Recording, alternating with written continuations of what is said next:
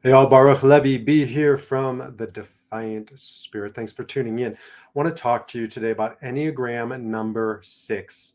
I call it the Loyalist, sometimes called the Loyal Skeptic, the Devil's Advocate, um, the Servant, the Skeptic. I don't know. There's lots of different names. Doesn't matter what you call it.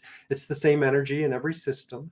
Enneagram 6 is probably the most well-represented type in the population by definition, because they are natural followers. It doesn't mean they can't lead. It doesn't mean that they don't have, sort of a strong voice. They can, but by nature, they want to participate and to belong. And like the name suggests, they are the most loyal type. So it would make sense, right? You have to have many devoted, loyal people in your life, in a community, in an organization, in a family, who are happy to participate, to do what it needs to be done to belong. So this is really a defining aspect of a 6. You know you're a 6 partially when you just have this deep need to belong, to participate in the community.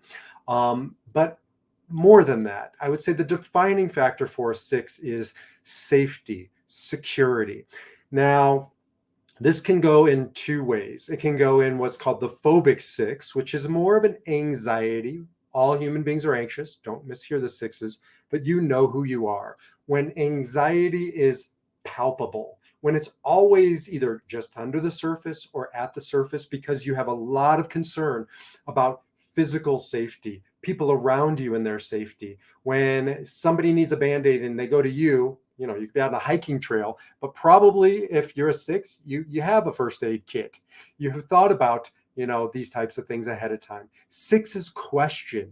They're constantly poking holes, oftentimes in a great way, to challenge the assumptions, to look at things from a different angle, because they are sort of have this underlying anxiety that causes them to look for the things that most of us, certainly as an 8, I just don't pay attention to.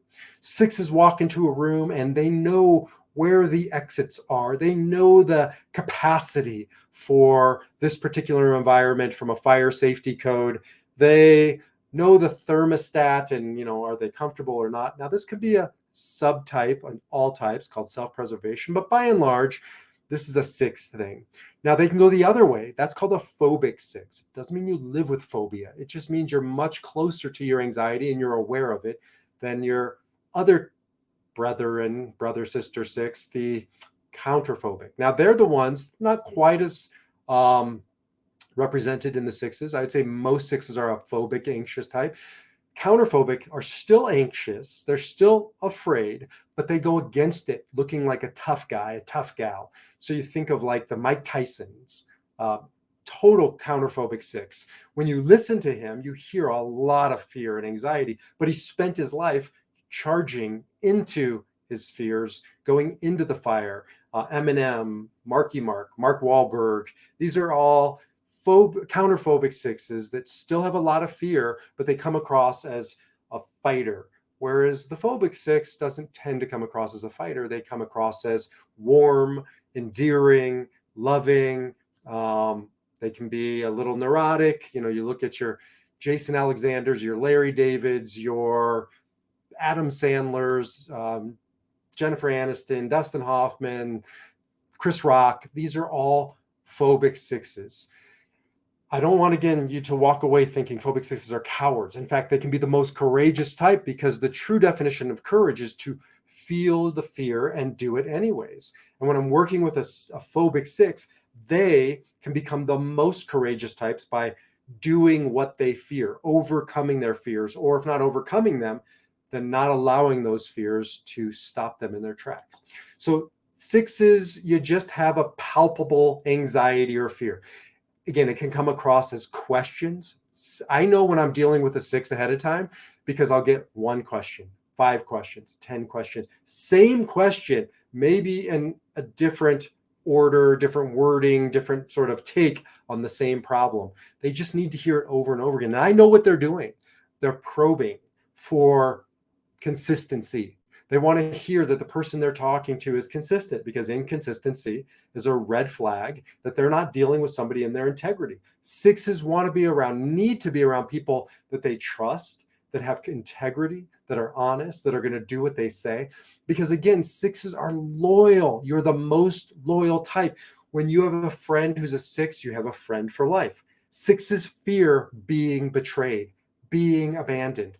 And so that questioning is a process of discerning whether this person is worthy of my six devotion, admiration, and love. Sixes, again, once they give you their trust, it's yours until you lose it. So if you're with a six, do not betray a six. You probably will never get them back. Eights, like myself, are hard to get back once you've betrayed. Sixes, nearly impossible. Sixes are the most dutiful, loyal, devoted type. They're warm, they're kind, they're all about belonging, about community, inclusivity. I can't say enough good things about sixes. So if that strikes you as your type or somebody you love, then quite probably or possibly you are an Enneagram 6.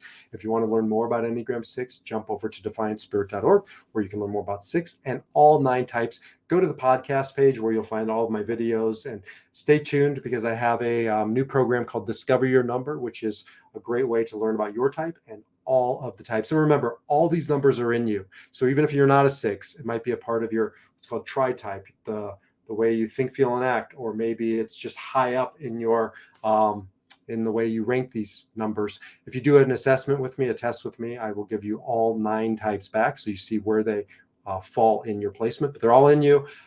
However, you know you're a 6 when any of those things that I talked about really rings most true. Until the next time, defy your number, live your spirit, and I'll see you soon.